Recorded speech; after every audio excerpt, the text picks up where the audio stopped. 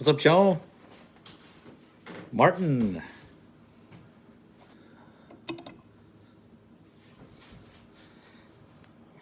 Excellent. What's up, Justin? How's everything up in Canada? It's a little windy. Reno, Nevada. Reno. Nick. What's up, y'all?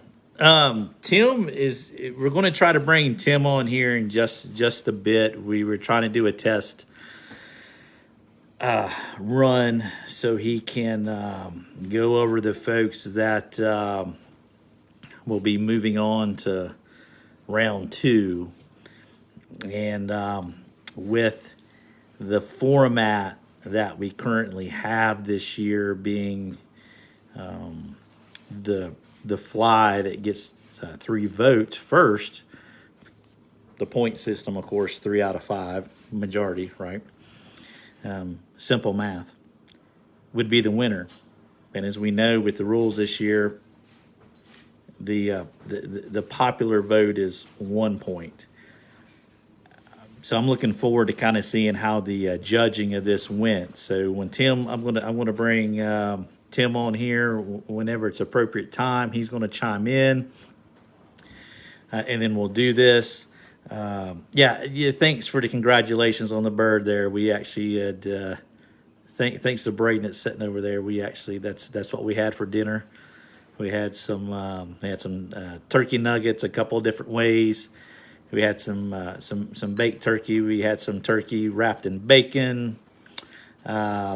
Youth season opened up here yesterday, and we were able to. Braden was able to get his first bird, so it was a surreal experience for sure. So I think you folks that are friends with us there on Facebook, y'all saw the pictures, and it was really awesome. Some time material there as well. It's all full circle. So yeah, absolutely. And what I'm going to do, we'll keep it short this evening. Whenever Tim is done, however long that takes, I want to kind of go over terrestrials with you. Keep it mostly some ants, and then we'll sign off. And the folks that are moving on to number 2, they can get to working, which I think is Essex. So I guess muskie, pike, stuff like that, type flies. And for me, this last round was definitely a out on a limb. I've never fished for salmon, still had never tied a salmon, still had pattern, but it was pretty fun. I hooked myself right there. You probably can't see it, but that stinger hook was it was pretty doggone effective. So anyway, that was pretty cool there for sure. Waiting for probably Tim and them to try to hop in here. If not, then I'll get started, and then when they're ready to come in, hey Casey, we'll try to get them on here for sure, and we'll get it to going. The one thing that working in the shop, there in Silva, and being here in the mountains of North Carolina, is the fact that a lot of folks don't ever think about terrestrials. And terrestrials is a fly that often gets overlooked. But with that being said, Tim wants to join, so bear with me here. I'm very technology challenged, so I'm going to do my best to bring him on. I'm approving him. I probably should approve him, so let me do that.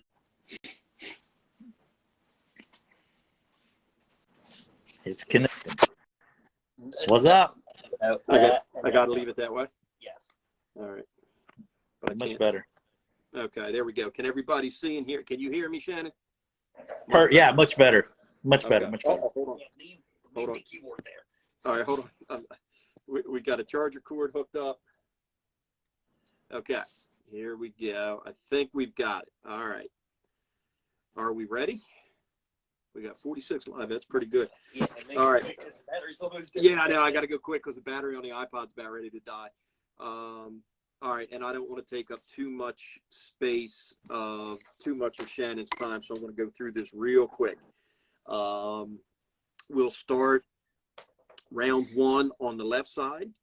Remember, we have 4 judges, and then we have the Facebook voting for another point. So basically, there's 5 points available, and it takes 3 to win. So bracket number 1, Rob Kenyon versus Austin Andrews, with a score of 2-3. Advancing will be Austin Andrews. Let me see here. Left side, bracket number 2. Raj Miles was uncontested. We did not get a submission from Kenneth Arnett, so Raj will advance by default, although he did tie a pretty good fly. Bracket number 3, Charles Kearns versus Michael Ward. Again, Charles will advance. He was uncontested, so he will advance to the second round. Anthony LeBlanc versus Desk Davis, with a score of 5-0. Advancing will be Anthony LeBlanc. Yeah, that one hurt a little bit. That one hurt. And Anthony tied a heck of a fly. So, okay, bracket number 5. Aaron Brown versus Michael Lawton. Aaron Brown advances uncontested. Okay. Okay, David, we're on bracket 6. David Laundrie versus Sean Maynor.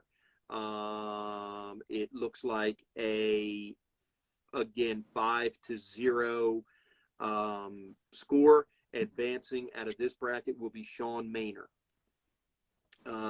Let's see here. Number 7, Garen Wood versus Ed Hayes. Ed Hayes will advance uncontested. Next one, here we go. Shannon Messer versus John Kaiser. How do you think you did, Shannon? Dude, I have no clue. I was totally out of my element. All right, well, by a score of 4-1, advancing out of this bracket, Shannon Messer. Let's see, Shannon, you got all the judges' votes, and the Facebook voting went to your competitor, but you're still going to advance 4-1. Okay, bracket number 9, James Bass versus Michael Paribas. A score of 3-2. Advancing out of this bracket will be James Bass. And this one came down to the Facebook voting. The amount of likes on James's picture allowed him to advance. Okay, Lance Keckle versus Scott Starbuck. Lance will advance uncontested. In number 11, Ryan Bugica, and I hope I'm saying that right, versus Brian Bradford, with the score of 3-2. This is another one that came down to the Facebook voting. And advancing out of this bracket will be Ryan Bugica. I think it's Bugica. Okay. I'm sorry if I'm saying that the wrong way. All right. Bracket number 12. Dominic Petruzzi versus Tom Weir, with a score of 4-1. Advancing will be Tom Weir. Number 13, Jody Severance advances uncontested. Bracket number 14, Ryan Storch versus Mickey Harler. Looks like we have a 4-1 score. Advancing will be Ryan Storch. And number 15, Sweeney Bob versus Sally Screener. Again, with a 4-1 score. Advancing will be Sweeney Bob. And, well, I'm saying it how it's written here, and I think he did that on Facebook for a certain reason. But number 16, Brian Davenport versus Marshall Bartlett, with a 5-0 score. Advancing out of this bracket will be Brian Davenport. Okay, now we're on to the left side brackets. I'm sorry, right side brackets. So bracket number 1, Kevin Griffin versus Jim Bensinger, with a score of 4-1. Advancing is that right? Advancing is Jim Bensinger. Okay, bracket number 2, Eric Snyder versus Trey Todd, with a 3-2 score. Advancing is Eric Snyder. Let's see here. Bracket number 3, Jay Rich versus Garrick Sobieski, 4-1. Advancing is Jay Rich. This was the one that I think this was the best bracket of the whole deal. Colin Callback versus Damian Welsh. It is a shame that one of these guys is going to go home. This one came down to the Facebook voting as well, with a 3-2 score. Advancing to the next round will be Colin Callback. Let's see here. Bracket number 6, Jerry Cavillo versus Ben Cleveland. This is another one. This was a great bracket, and I know Ben was stressing all week that he was going to have a problem in this first round. And he did. This one came down to the Facebook vote, and with a 3-2 score, advancing will be Ben Cleveland. He's freaking out right I can hear him screaming from Canada right now. Okay, bracket number 7, Brit Davenport versus Don Quarry with a 5-0 score. Advancing will be Brit Davenport. Let's see here. Bracket number 8, Michael Thomas versus Rick Flink. Another 5-1 score. Advancing, Michael Thomas. Let's see here. Bracket number 9, James Warren versus Finn. And I'm not even going to try to pronounce his last name. Nordic Finn, there you go. It looks like Finn did not get his submission in on time. James Warren advances uncontested. Number 10, Eric Johnson's versus Will Arant, 2-3. This one came down to the Facebook vote, and it was only a 3-like vote difference. So advancing into the next round by three Facebook likes is Will Arant. Number 11, Chris Duggan versus Kent Fleming with a score of 1-4. Advancing will be Kent Fleming. Todd Schatz versus Randy Rezka. Todd Schatz will advance uncontested. Greg Wasco versus Matt Grubb. Advancing out of this bracket, I believe Casey has it as Greg Wasco. I believe it is Matt Grubb who advances. I don't believe Greg Wasco turned in a submission, but we will check on that. Bracket number 14, Ryan Day versus Michael Fortain with a score of 5-0. Advancing will be Ryan Day. Brandon Matthews versus Mike Harlow with a score actually uncontested will be Brandon Matthews. And let me see here. In the last bracket, number 16, Barry DeCaw, I guess. Barry against Steve Uchuk. Score of 5-0. Advancing out of this bracket is Steve Uchuk. So I've got the bracket matchups here for round 2. They're small. All right, we've got Austin Andrews versus Raj Miles. Charles Kearns versus Anthony LeBlanc. Austin and Raj is good. Yeah, Austin and Raj is going to be a good matchup. Aaron Brown versus Sean Maynor. Ed Hayes versus Big Mess. Okay, bring it. That's 2 ambassadors going head to head. James Bass versus Lance Keckel. Ryan Bujika versus Tom Weir. Jody Severance versus Ryan Storch. Bob Sweeney versus Brian Davenport. Round 2 right side bracket, Jim Bensinger versus Eric Snyder. Jay Rich versus Colin Callback. Rich Baker versus Ben Cleveland. Britt Davenport versus Michael Thomas. That's going to be a good one there. James Warren versus Will Arant. Kent Fleming versus Todd Schatz. And this it should be, it's not Greg Wasco, because I don't believe he turned in a picture. It is, I believe it is Matt Grubb versus Ryan Day, and then Brandon Matthews versus Steve Uchuk. So we're going to get all this posted. We're going to get the new bracket posted up on the Facebook page. We'll post it on the March Madness page as well as the Norvise page. And what is the next fly? I was going to ask you that. I don't know. All right. Well, it's supposed to be, I think, Muskie. Essex Yeah. Essex that's Muskie, it. isn't it? Esox. Okay. Esox. Yep. Esox, that So too. they are. Yep. Yep. That. Yeah, that. So they are due your picture again. Please understand me when I say there is a lot of things going on with these pictures and emails back and forth. Please make this as easy on Casey as you can. This is an unbelievable amount of work. Send one in-process picture, one finished picture. Your finished picture must have either the bobbin or the vice jaws in the picture. Please label the pictures properly and accurately so that we know what we're dealing with when we're moving forward. It makes this a heck of a lot easier. They are due to Casey by 9 o'clock on Thursday, come here, calendar. Thursday the 7th by 9 o'clock. We changed the time. We made a post about that because the 5 o'clock time for the people on the West Coast wasn't working out very well. So 9 o'clock, Thursday the 7th, to Casey, C-A-S-E-Y, at Nor, N-O-R, dash, V-I-S-E.com. One in process, one finished picture, labeled properly.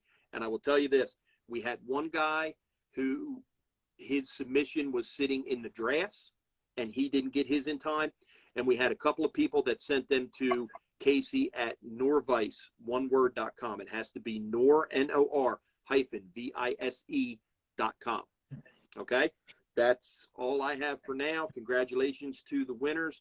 And I'm going to turn this over and let Big Mess do his thing. So thank you guys for letting me come on. And Shannon, take it away. I'm going to exit out of here. Yeah, man. Appreciate it. Sounds good. Everybody got that? Golden. We're trying to figure this technology out here. So let's see. Do that. Boom. All right. So we're back. Excellent. Good job, everybody. It's definitely out of my element. As I told you, that stinger hook worked really well. I drew blood. The blood didn't get on that thing, though. And it was totally freestyle. So, Ed, we just don't have a whole lot of those fish species down here. And that's the beautiful thing about this type of contest is you just don't know what you're going to get into. So I wish everyone the very best out there. And the true reward in this whole process is learning and challenging yourself, using other materials, being adaptive, overcoming what you may or may not be able to get your hands on. And that's what I really preach in the shop. So anyway, just congratulations, everybody. Thanks, everybody that's participating in this event on behalf of Norvise. It does take a huge undertaking, time, effort on y'all's part, but also on the back end as well. And thank to everybody that's involved in that particular process. So this evening, we're going to keep it fairly short for everybody. I want to talk about what I feel like is the most underutilized fly out there, or category, should I say, that being terrestrials. And we think about terrestrials. For us here in the mountains so far, this part of the state, North Carolina, we've had a very, very mild winter for the most part. And we've actually had ants crawling for a little bit of time. Ants and, you get crickets and you do get hoppers and you get moths. You get those particular things, and they are essential to the diet of the trout, at least here for us. But as I travel out west to Montana and fish Idaho, Montana, and Wyoming, flying ants, hoppers, things of that nature are very, very important to your occasional angler to professional guides. If you want to go catch fish, you need to be fishing some of these patterns. So when folks come to the shop in the summertime or whatever, and they're like, hey, suggest some patterns, I'm always say, hey, let's look at an ant, or let's look at a Japanese beetle, and I get some of these head scratchers, you know what I mean, right? And y'all feel free to comment because I'm kind of reading as I go down through here. So with that, and let me know y'all's experience with these here. I got into the fishing ants a while back, and I was late to the game as well. But it didn't take me very long to understand that these were very, very, very effective, especially on these spooky fish we have. They're seeing, some other type of imitations, whether it's a parachute atom or some kind of caddis or something. But man, I tell you, there's all kinds of, these ants and things I never really paid much attention to. I never thought about fishing them, but they're very effective patterns. So one of the things I want to suggest to you folks there, and I'm not here to push anything, but I picked this book up a while back, and it's got all kinds of patterns in this book, and it's a really, really good guide. And, with that, a guide is something you can look at, gather some information, maybe some patterns, of course, techniques. There's some great bench side references out there that are about that thick right there. You can probably sink the Titanic with it, as we know. But they're really, really good information there. And so what I'm going to do is I'm going to take and I'm going to toss up a few ant patterns here. And these are going to be with some basic materials that anybody would have. We're not, these are not going to be like these fancy foam ones or anything like that. This is going to be very fishable flies. And I think that's the key. And be able to use the materials that you currently have at your bench, or you can get maybe from your fly shop at a craft store. Those are things you have to understand, being able to adapt, overcome, and improvise to make it a successful day on the water. So how small am I tying these? A lot of times I'll go down to a 12 and 14 are my two most popular sizes. For me, I do well with those. I feel very confident fishing those. You can fish them top water and you can fish them subsurface. So we're going to do two different versions. We want to do a sunken ant, which is super easy, and especially on the Nor-vise. If you got to do this pattern right here. So I want to put my jaws in the vise, and I'm going to zoom in as best as I can. So James, hopefully that'll answer your question. I think you adapt the colors maybe into the size of what you're having there. However, I have found that the size just doesn't necessarily matter. I haven't seen it be a total game changer that, they're refusing a size 12 because it's too big. I think they see it as a very opportunistic, a very, very high protein meal. So I'm going to try to zoom in on this here a little bit. So there we go, and try to position that a little bit better there for you, best I can with what we're working with here today. So what I'm going to do is I'm just going to take a basic all-purpose hook and stick in here my Nor-vise standard jaw. And I don't know about y'all, but I got to put my shank jaws to good use this past week, and that made a heck of a difference for sure. So here we go. I'm just going to slap this bad boy in here and get that in there like so. There we go. Hello, Dale. Thanks for joining on. John, appreciate y'all joining. That's fantastic. All right. So the first thing I want to do is I'm going to take some red thread. Just take the red thread that you like to use, and we're just going to get that started here on our hook shank. Take my scissors, and basically, and I can't see very well because of the lighting, and I've got y'all instead of a good backdrop, we're just going to start to build up a hump back here, okay? This color here is just going to be a red and black ant. It's super simple. But you see how I'm building that up right there. I'm just trying to, I got to stop here and kind of see where I'm at. Beautiful. I just want to build this red hump up. I have been asked, hey, do you put the red? We're going to do black as well. Where do you put one or the other? I don't think it really matters. One time, I think Braden was about 4 years old. He told me that I had them backwards. So here, like up on the Deep Creek area, oh, Lordy, I can't see. I'm blind as a bat. We will get some of these red and black ants, excuse me there. I'm just trying to see where we're at. And, but it didn't necessarily matter. They hit it, and it does a great job. So I'm about right in there. I'm just going to stop that briefly.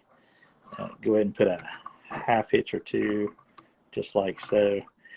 I know that when the ant hatches on, the fish gorge themselves, probably in flash. And there was a university, and don't quote me on who it was. I think it was Tennessee Tech. They did a study at Big Creek here in the Smokies. And they actually found that primarily the trout's diet when terrestrials were prevalent was the terrestrials over caddis things. And they based it upon protein, that it was a higher protein meal for them. So they weren't necessarily having to, certainly move as much, but they could get a higher protein meal. And I think that's important. So you think about the time of the year that these are happening, the water temperatures are a little bit higher, of course, and that does make a difference. So what I'm going to do here right quick, I'm going to secure this out of the way. I'm going to take a little bit of UV resin, and then I'm going to tie in a little wing. You can do this in any steps that you want to, but I'm just going to take a little bit of this resin here right quick, and I'm just going to put that on there just like so. Just bear with me. 88 out the gate.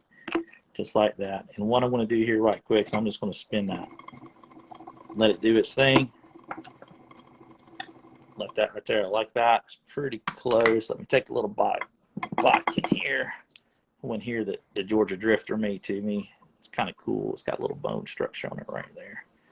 Just like that. Then I want to hit it here with the UV torch. I'm just doing this so I don't blind y'all folks. Just like that. So we got a body, okay? So now we're going to take and we're going to do a little bit of wing on this. You don't have to, but if you want to, certainly okay. I've got some of this here. It looks like it's root beer colored, close enough for horseshoes and hand grenades. We're just going to come in here. I'm going to double it over and cut it in half momentarily. Let's do that again. We'll do that one more time. Excellent. Fantastic. Hey, David. Hope you're doing well today. Michael. Excellent. Good deal. Just going to take this. I'll double over. I'm just going to tie this in like so. Just going to give us a little bit of wing action here. It's not that big of a deal, but you don't have to if you don't want to. You don't feel like you have to. But we're going to do that. I'm just going to come in here and trim it just like so. It's wonky looking, but it don't matter. It's what the fish like. You know what I mean? I'll do this here, and then what I'm going to do now, bear with me once again, because y'all are my backdrop tonight. I'm just going to build this bad boy up. I think y'all see what I'm doing. You imagine doing this on a regular conventional vise there, folks, how long it would take you. Just trying to walk this here. Fantastic. Rick, hey man, how you doing? All right, Rick. It's all good, brother. It's all good. It don't matter where you finish. As long as you had a good time, you learned something, that's all it's about. The next thing we'll do, it'll be a topwater ant. So that's one of my favorite things to fish. Do y'all have any more questions? Hey, Aaron, how you doing, bud? Ryan, man, take care, boss. I know these ain't those fancy game changers, but I'm sure we're going to see a lot of those next week for sure. Basically, this is all there is to it. To this cat right here. You can get real funky. You can use paint. You can do whatever you want to with it. Just super simple. Change out your thread, sizes. Hey, Joe, how you doing, bud? That's right, man. Hope everything's good down in Texas, my man. Hope everything's good down there. Come in here and whip finish. Now, this here is a fly that someone with very, very little experience could come in here and tie. You want to fish this cat. You want to fish it subsurface. You want it to sink. And that's the key to this particular pattern. This is not a topwater particular fly. We want it to sink. It's the very basic of basics. Only thing I did was I made it two-tone in color. Okay. If you don't have UV resin, Sally Hansen's Hard as Nails will get the job done too. I mean, that's key. Use what you got. That's what I tell people at the shop. Sometimes you just got to improvise, and y'all know what it's like trying to get materials right now. We got stuff that's been on back order for a long time. So once again, I got my UV resin. I'm just going to do this here right quick. Just like that. Whammo. And just like that, we've kind of got a hard body ant. Very simple. You can kind of see that. I don't know how well you can see it, but you got your two humps in there for sure, and and it just gets the job done. Gets the job done there. If you want to put them on a curved hook, that's perfectly fine too. I just grabbed what I had here, but these will work just fine. You look at my kind of what I carry in these months going forward. Man, I got to tell you, we got some great family flies, don't get me wrong, which will be real effective all the way through the 1st of June. But then I switch over to these bad boys, and that's all you got to have, man, is just a basic terrestrial pattern. You are correct. You got it. They said bluegills, but don't forget about pond fishing. Don't forget about, you know, ponds and places like that, around docks, around the edges. Very effective fly, not only for trout but other species out there. Change up your, you know, just your wing. That's wing color. That's just there to kind of simulate a wing. And if you don't want it, you don't have to. I've actually done it with a little bit of hackle sparsely through the center of the fly itself too, that represents some legs. You can use some of the Semperfly. Oh, Peach, I just ordered some for the shop the other day. Straggle string would be very good too. Epoxy, that would be excellent as well. Joe, it's just a hard body ant. It's just made out of thread pretty much. Real simple, easy to do, and it just works. But straggle string, things like that there would be excellent choices as well. And I think that you folks would find that they actually fish really, really well. So anyways, next thing we're going to do is we're going to start getting into more of the dry aspect of it, top water type ones here, and a couple there that I like to fish here in the Smokies as well, and even out in Montana, maybe on the Madison or the you know, if you're in the park itself, you know, flying ants. If you drive down the Madison down below. I don't know what Lord Braden's done over there. He's putting on a show for us. Apparently, the belly scratcher did a cartwheel, and some of y'all know when I talk about the belly scratcher. She did a cartwheel, but anyway, you know, if you're driving potentially, say you're leaving West Yellowstone, for instance, yeah, you got it. You know what I'm talking about. But if you're driving from if you come off of 191 out of West Yellowstone and you take a left, like you're going to go back toward Ennis, you've got Hebgen Lake, and then you get the stretch, and then you get the Quake Lake, and then you get down there where you can float like Windy and stuff like that down through there. But I know in August, when we're driving through there, you get all these flying ants. You know, you can be out there in the drift boat on Quake Lake, and you get all of these ants, and they're going to be cinnamon in color. Some will be black. And that's where the importance is, kind of mixing up, you know, your colors or what you're going to do with it, just to make it work for you. So there's a couple different ways variations we can do. There's parachute style, that you can do as well. But we're going to get started on this. Enough of me talking. Beautiful. And I do have a difficult time seeing this because of, number one, the lighting, which is, you know, that's fine too. But number two, the camera in this particular position, the screen obviously is my camera, so I'm seeing myself, which is kind of ugly. So yeah, you talking my playground? Yeah, I'm going to be back out there, Rick, in August, early August. We do some trips out there, hosted trips with the shop. And you as well would understand the importance of having these patterns on you there. They fish very, very effectively. So, yeah.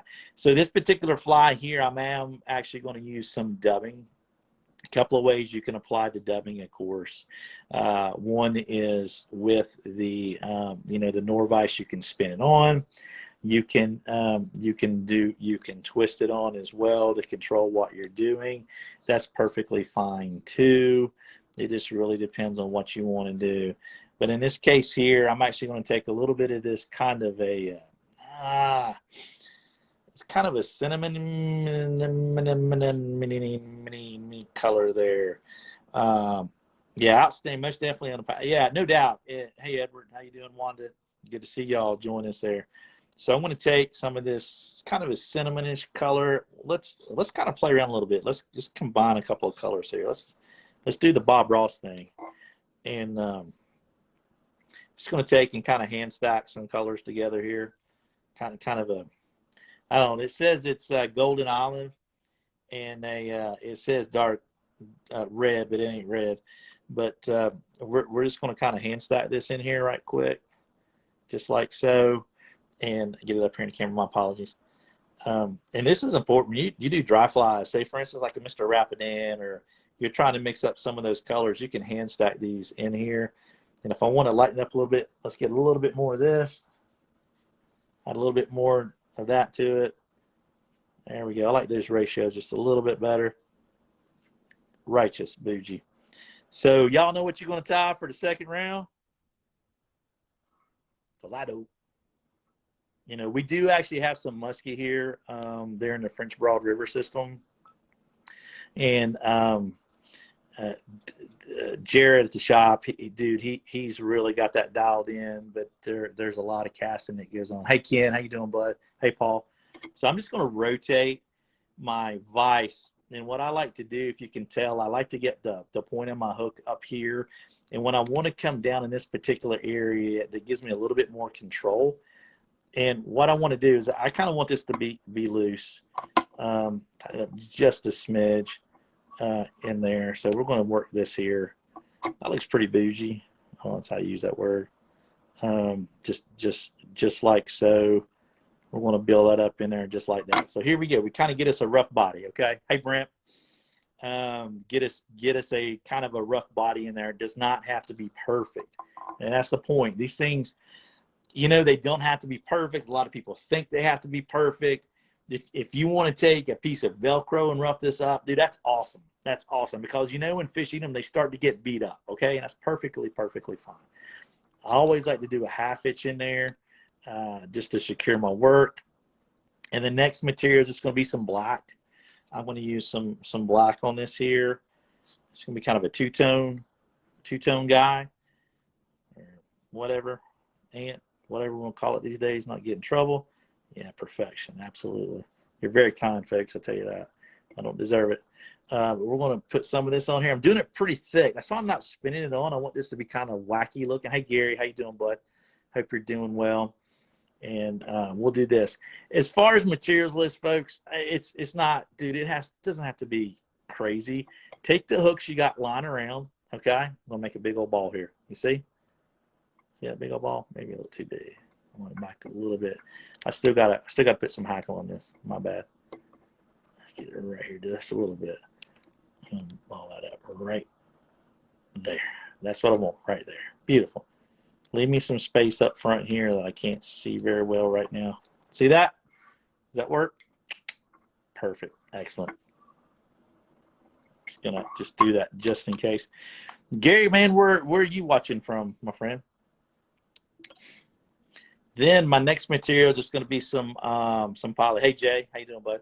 About the color of my Santa Claus beard here. We're going to take some of this stuff here, and hey Connie, Steve Hoovler from Big Sky Anglers out there. Steve's I got to tell you, man, what an awesome person, guide. Probably one of the best in the industry, honestly. He's got a fly pattern that's very similar to this. I think it's actually commercial tied. I'm kind of stilling this here a little bit. So we want to tie this in like so, okay? Just like that. I'm going to give us a little area in here. And I'm going to take this backing. You can do one of two things, okay? One, it's just a Kent. It's just a dry fly ant pattern. I don't really have a name to it. You can do one of two things with this. You can come in here if you want to leave it long like that and have a wing. Dude, that's perfect. For me, in my eyes, in the light, sometimes that's the best thing to do, okay? And then I'm going to take I've got an awesome badger, golden badger hackle right here too, that beard. I know, and my wife doesn't like my beard, so it's actually in jeopardy. It's a good possibility. It may be, it could be used, Arthur. Oh my gosh. But anyway, so I'm going to take this golden badger, and I'm going to, it's just awesome color. And I get asked too, you know, hackles, and we've talked about hackles before in the an awesome wing. Dude, it's got texture to it as well. So you're probably right. So I'm going to take this hackle. I'm going to strip off the bottom barbules. Then that's the shiny side facing y'all, dull side facing me. And we say y'all because we're in the South, okay? Just so y'all know that. And I'm going to give me a tie-in point, all right? We don't need a lot on here. I'm going to spin my thread counterclockwise. The reason being is I want my thread to jump backwards. A lot of fly tying is about thread manipulation, okay? Boom, get that tied in there like so, positioned the way I want it. That looks great. I'm just going to do this right here. Put in a half hitch, just like that. Oops, whammo. Dude, you're in Canada too, man. That's awesome, man. That's fantastic. So I'm just going to grab my feather. I like to keep my tension knob tight on my Nor-vise when I'm doing this, and I'm just going to put some legs on it, just like so. About right there. That's all we got to do. Bring my thread back over. I might go one more time. See there, I like. I'm going to capture, just like so. That golden badger really suits that really well. I'm going to lift this up, come in front. I'm going to use that. I'm going to take a old half hitch tool here, right quick. Come in here like so. Push it out of the way, just like that. Bam. I feel. See, now something happens. We're not going to lose all the work we've done, and that's important too. I'm just going to rotate this to where I can see it as best I can, just like that. There's enough there for another fly. And I tell you, that's the big difference today between a cape today and a cape from 30 years ago, even 20 years ago, is that you can get multiple flies out of these particular. So it's worth it to spend the money, folks. Please, please spend the money for quality, okay? And at this point here, all we're going to do is I'm going to bring my thread back here. We're going to do some we're going to do a whip finish here right quick. Let me trim this out of the way. Going to trim this short. Give me another visibility point right there. And I want to come in here like so. A couple of whip finishes just like that. And we're golden, okay? Now, I want to talk to y'all about how I fish this particular fly and what you need to do to it. I have to shave mine off as well. My wife let me keep my front mullet for a little bit. It's funny you say that. Our 12-year-old, he just had his mullet cut off there, man. His hair is very thick like mine, but he actually had it looking pretty sharp for sure. So on this particular fly, hopefully you can see that pretty good. What I like to do, how I like to dress these is I like to use a liquid floatant. So I will actually pre-treat these. And then when I'm on the water out there, I keep some kind of dry shake material, such as a high and dry. Drop it in there, boom, let it go. I will tell you, this particular size on these spooky butt fish that we have will work exceptionally well. As you can kind of see that color combination, and that's the point I'm making you. Joe, this one's a 12. I recommend a 12 or a 14. Find the shank that works for you. If you want it bent, that's perfectly fine. That's the point that I try to make in my tying videos or my instruction, or when I'm doing a tying event somewhere, is cater it toward you. We're not baking here, right? I think fly tyers get turned off, or they just don't get into this because they're looking for all the specifics. God, Lord help us, no. You tie a fly that works for you and the sizes that work for you. Cookie cutters are, yeah. But if you want to come in here and trim that underside, you can. You can do that on the stream if you carry a pair of scissor type forceps where you can cut. That will change the way this fly will fish. It will change the way it rides. It might be a little bit lower in the water column. And understand, if this thing is a few inches under the water, that's fine. Let it go. Fish it like a wet fly. Let it fish like a wet fly. Just make sure you got a really good drift. Fish as well. Mix up your colors: red, black, solid black, cinnamon. Those are the core colors, but you know the ants you have in your area. You do what works for you. So there's that cat right there. Very simple to tie. If you want to put an underwing on here, maybe some crystal flash, feel free to do so. That's entirely up to you. but hopefully folks right there will give that fly a shot. Ponds can be fantastic. And honestly, the easiest ant you can tie is just out of some round black foam. If you're a little hesitant, can you skate or dip these? Absolutely. It's size 30 next, man. My eyes, I ain't got no Superman eyes. Those days are gone. But yeah, you certainly can do that. And that not only with an ant, great point you bring up. The great question, maybe I should say.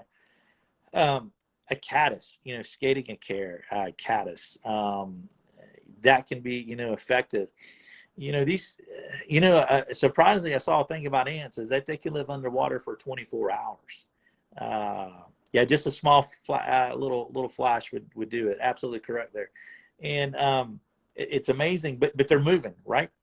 So movement in these patterns is very, very natural. I will tell you, here's a little pro tip for you folks there, and y'all are probably doing this because you're pretty smart. You wouldn't be watching. A non-slip loop knot. Use a non-slip loop knot on your chubby Chernobyls, your hopper pattern, your salmon fly patterns. Let them have that natural movement, okay? Have it to loop to where it's not where it can move. Don't let it go wonky on you, of course, but let it to where it can move. So a hopper can't swim. So as they kick their leg, they go in a circle. They'll literally go in a circle. So sometimes a trout on some calm water will come up and nudge it. They won't hit it first, and that fly goes in a circle. Then they'll come back and they'll take it. Just a pro tip there for you. Guide tip of the week brought to you by Nor-vise. How about that? All right, so let's get another. How we doing on time, folks? Because I don't have a clock in front of me. Can't wear a watch. I'll tear it up. So let me know where we're at on time. That'd be great. Hackle. Boy, Joe, that's a great question. Even for us at the shop, we have a difficult time getting hackle to retail. We do preseason hackle, but we don't get a lot of that hackle, unfortunately. So if you will watch some of the other vendors out there, you can kind of maybe find the colors that work right for you. And, just understand that there's different grades of hackle. There's different quality hackle. And, and you can spend a ton of money on hackle. But this one right here, we're going to get through pretty quick. That one's a whiting. I like to do, I like to get some of these weird ones. Obviously, grizzly, find you a good grizzly cape. Get you a good grizzly cape somewhere. Ewing, Mets, whiting. Just find you a good grizzly and get you a brown, and then go from there. Okay. Thanks, David. I appreciate that. It's awesome, guys. Thank you very much. Thank you very much. So this next cap we're going to do right here is just going to be kind of a made up version, but no, it'll work really well for you. Just show you a different way of doing it also. So I'm just going to get a thread base here. Typically, I would just take my finger and rip that thing right off at that point right there. Cree, no, absolutely. That's the beauty.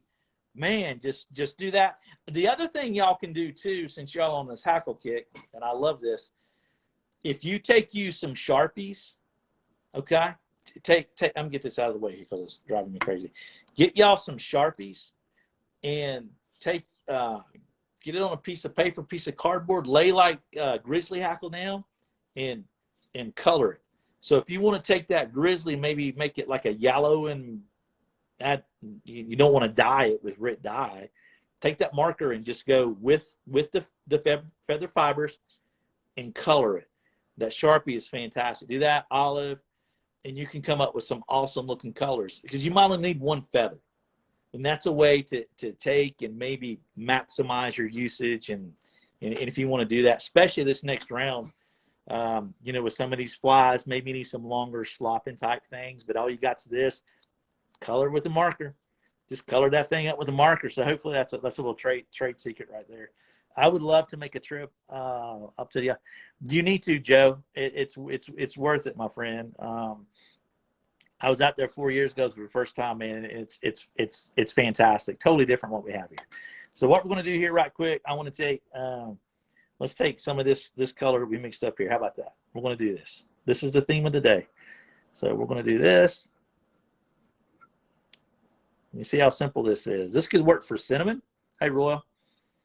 So that's awesome, man. We're gonna do some of this right here.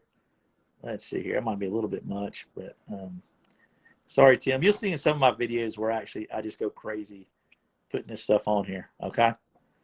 And here we go. Start to build it up right. I just want it ratty looking right there. Okay. Check this out. We're going to do that. See that hump? Beautiful. So let's do, somebody said something about an underwing, right?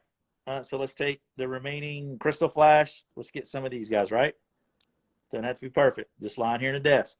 Hey, James Brown. All right. We're going to do this here. We're just going to leave it like so. So let's come in here like this.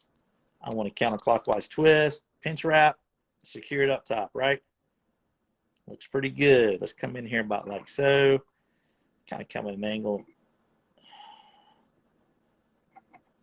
Looks pretty cool. Snip down some of these butt ends here. Get in there like a little shorter. It's just so hard to see when I'm doing it like this. There we go, beautiful. Let's secure those down right quick. Whammo. All right, so now let's put a regular wing on it. Yeah, do you got any trick to keep your hackle from spinning or turning Z rapid? Oh, great question.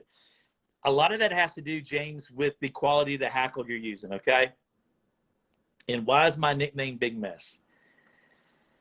All right, Kent, to make it real easy for you, the business I work for, we have a podcast called the Tuckcast with a Splash of Bourbon, and each one of us has a nickname. And I am very anal. I cannot stand for things to be out of place. But my last name is Messer, okay? So Jack, who we call Jack of all trouts, he actually now lives in Bend, Oregon, one day just called me Big Mess, and it stuck, and it's there. That's the only reason why. I'm overweight. I've got a little table muscle, of course, but I'm not that big. But it's called Big Mess, and that's why. That's why I'm not a big feller, honestly. There, but the stems, though, back to that. How you keep them from twisting. So that is a difference. So when you get a better quality feather today, these stems are so different. They're very supple. And as you go through the grading process, your better grades, the stems are better. So for instance, if you do get like a $20 cape, it's not going to be as good as a $100 cape or even a $50 cape or $85 cape. But when you purchase one, if you're able to take a look at it, pull it out of the plastic, encourage folks at the shop to do this, take a look at it, look at each feather, see how flexible the stem is, and you're going to know if that's going to twist on you or if it's going to spin. Regardless, I got to tell you, sometimes they will. You're just going to see it. It's going to happen. And I can't really give you good advice. Sometimes I back it off, do it again, and get it to go, and it works. So that's really all I can tell you for sure. So I'm going to grab a little bit of calf tail. Let's go with a little bit of white. You can use calf body, calf tail. You could use some poly yarn. You can do all that kind of stuff too. We're just going to take a little bit of calf tail. Let me grab a little hair stacker here right quick like. You can see this one's been picked over really well. I don't really care. I like to use all of it. So I want to reach in here, grab some of these other materials, fibers, I should say. Throw that down here in my drawer. And we don't need a whole lot. This is a ratty fly. It just got a fish. That's all that matters, right? We're just going to, oh, look at there. Could have come from there. All right. So I'm going to trim off some of these butt sections, put it in our stacker. Just like so. We just want to get a rough stack. It doesn't have to be perfect.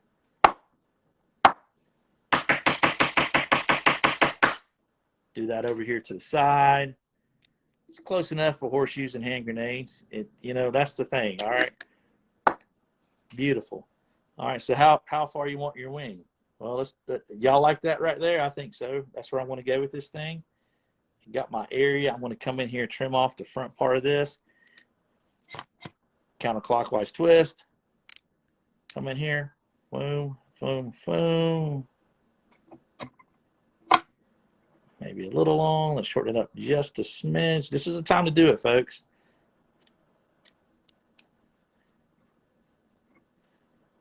Hey, Randy, how you doing, bud? Excellent. I want to come in here like this. There we go. I like that a little better. So now we've got an underwing, and you've got a wing that you can see. Doesn't really matter for me, you know, the fish. That's going to help kind of establish that hump right there for us. And what we're going to do next, let me go ahead and put in a half hitch, just like so. We're going to do a little, just a smidge dubbing, okay? Here in just a minute, we're going to have that there to the ready. We're going to take one of these feathers here right quick like. Whammo like this. Hey, David. How you doing, bud? Well, we got two Davids, man. That's cool, man. Eisenhower. ICE in Howard. I was on the Eisenhower aircraft carrier, so there we go.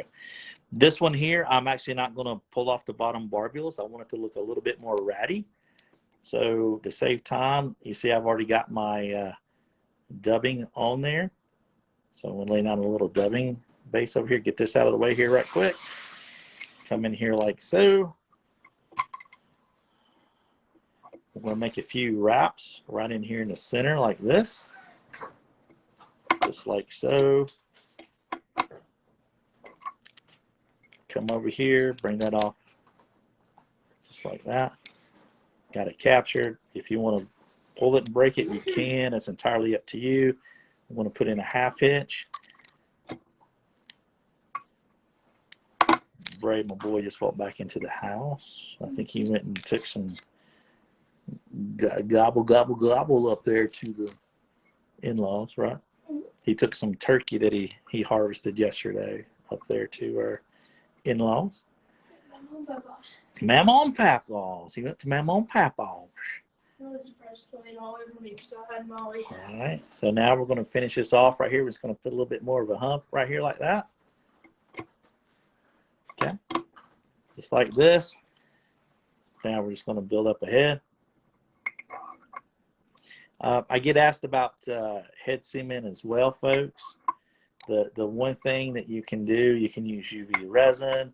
You can do a series of half hitches or whip finishes like I'm doing here, whether you do traditional or you can do hand whip finish. The key is have a fly that's very durable. Honestly, for me at this point right here, I would take that fly and I would fish it. I wouldn't have to worry about putting any resin or anything on it at all. But that right there would be kind of a pretty cool fly net that I just kind of thought of there right quick. Get some old not sweetened Kool-Aid. It does make a really good dye. I've never done it. I've never wanted to kind of mess up any of those expensive feathers that I've had, David. Yes, one thing that I haven't done so far is this, and but I do know some people that do it. You can get some great control over the colors you're doing. There are some steps on how to do it, but Rit dye is definitely the way to go there. Kool-Aid, but Kool-Aid as well. Kool-Aid. Matt, you asked what type of whip finisher. This is a 20-some-year-old Griffin whip finisher. I like the shapes of this better, and it's really Jello works as well. Ooh, Kent, I did not know that. Jello works as well. So there you go. That hopefully that email the direct. That's very awesome, David. That's cool, man. Kool-Aid. We would use the equivalent of that called bug juice on the ship I was in, the Navy.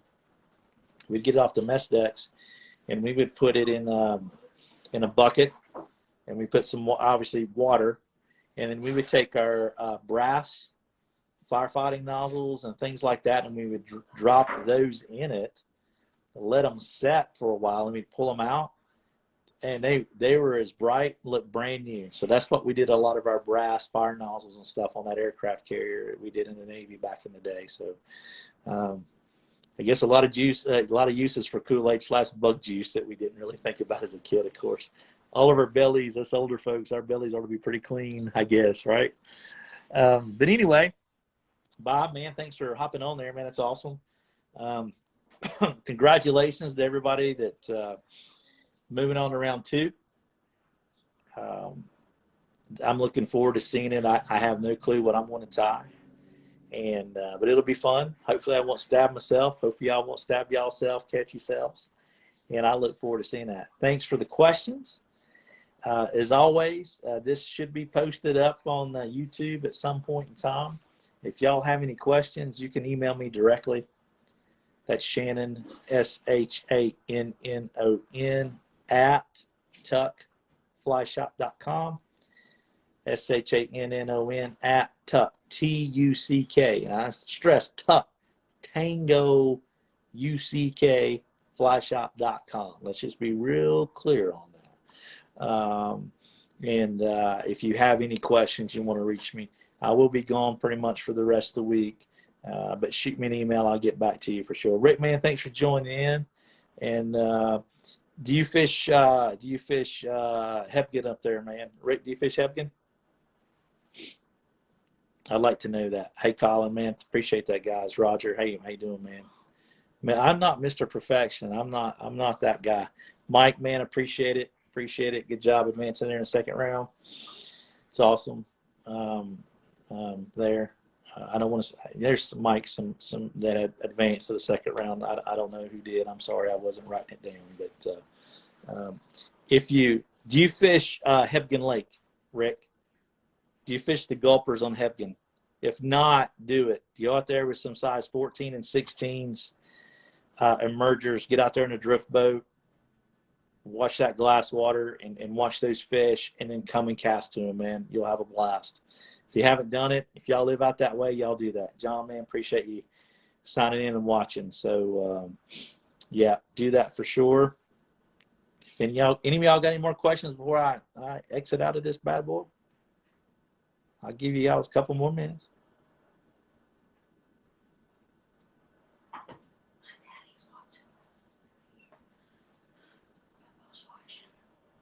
Got you, Rick.